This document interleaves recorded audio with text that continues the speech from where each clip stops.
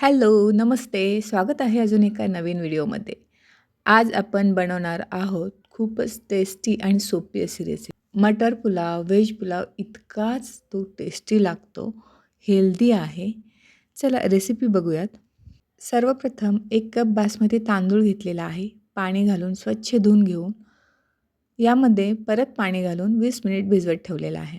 1 cup हिरवा हरभरा, ओला हरभरा घेतलेला आहे. फ्रेश ग्रीन चना आहे, त्यापासून आपण पुलाव बनवतोय. आता कुकरमध्ये 1 चमच तेल आणि 1 चमच तूप घालूयात. यामध्ये जिरे घालूयात. तडतडू देऊयात. आता यामध्ये तेजपत्ता आणि दालचिनी घालूयात. यामुळे पुलावला छान टेस्ट येते, सुवास येतो. यामध्ये उभे काप केलेले कांदा देखील तुम्ही वापरू शकता. हलका ब्राऊन कलर येईपर्यंत परतून घेऊ शकता. आता यामध्ये ही पेस्ट परतून घेऊयात. यामध्ये 7 ते 8 काळी मिरी, 1 हिरवी मिरची, 4 ते 5 लसूण आणि 1 इंच अद्रक असे एकत्र वाटून घेतलेलं आहे. 1 मिनिटभर परतून घेऊयात. त्यानंतर यामध्ये हरभरा परतून घेऊयात.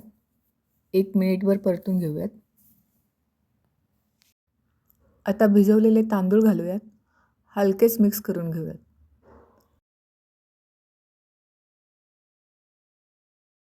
आता यामध्ये 2 कप पाणी घालूयात.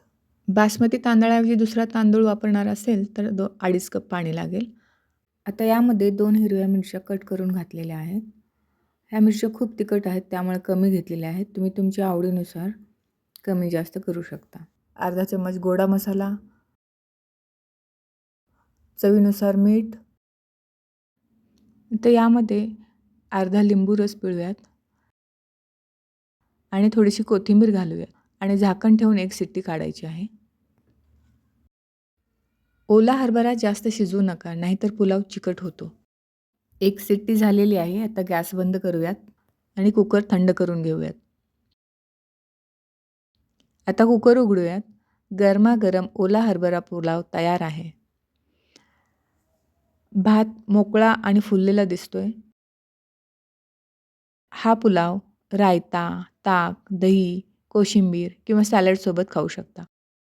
मी यासोबत सॅलड बनवते. चला बघूयात कसा बनवायचा. सॅलडसाठी गाजर असे उभे कट करून घेतलेले आहेत. काकडी देखील कट करून घेऊ. बीट देखील असेच उभे कट करून घेऊयात. त्यानंतर थोडासा कांदा देखील घेतलेला आहे.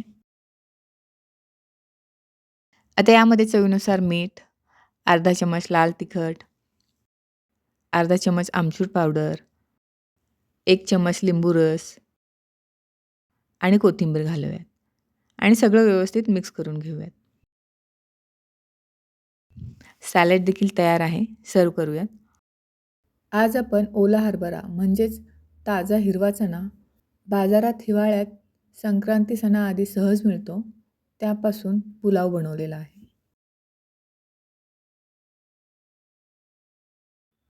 तुम्ही हा पुलाव करून पाहणार असाल तर मला कमेंट्समध्ये येस लिहा. आणि हो, हा व्हिडिओ तुम्हाला आवडला असेल तर लाईक करा, शेअर करा आणि चॅनलला सबस्क्राईब देखील करा. परत भेटू अजून एका नवीन व्हिडिओसोबत, नवीन रेसिपीसोबत. तोपर्यंत धन्यवाद.